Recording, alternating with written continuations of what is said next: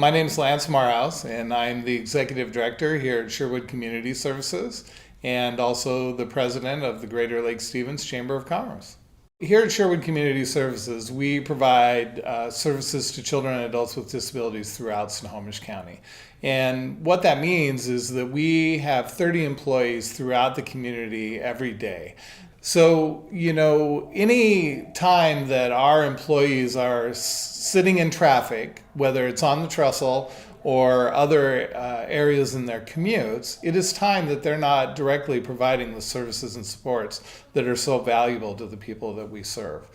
So I moved to Lake Stevens a little over 7 years ago and moved here from Spokane that doesn't have a traffic problem. So it was culture shock when I moved to Lake Stevens. I was working in downtown Seattle and had to commute back and forth across the Trestle and spend 3 hours a day about on I-5 commuting back and forth. In addition to that, my wife travels across the Trestle every day as well. So we know the impacts that trestle has on our personal lives. And when you think about people in communities and community involvement, a bedroom community like Lake Stevens, if a lot of people are traveling elsewhere for employment, it really limits the amount of time that they can be involved in their community, whether that's coaching athletic teams, going to city council meetings, all those things that we really want community involvement around. When I think about the Lifeline that the Trestle provides for communities east of I-5, if anything happened, like a natural disaster that cut off that lifeline to I-5 in the west part of the county, it would be a huge hardship on residents, on businesses, schools, all kinds of impacts. So when I think about the trestle, this trestle has to be replaced. We have to do something.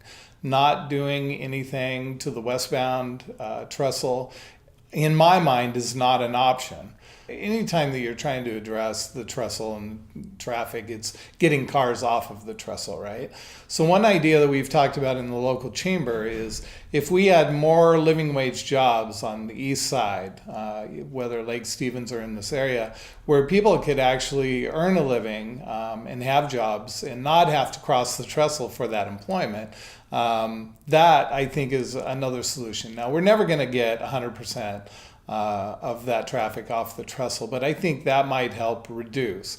So then it comes back to those businesses that are looking for a place to locate, and if they're willing to look at Lake Stevens or anywhere on the east side, one of the issues that they're going to have to consider is the traffic on that trestle and how it would affect their business.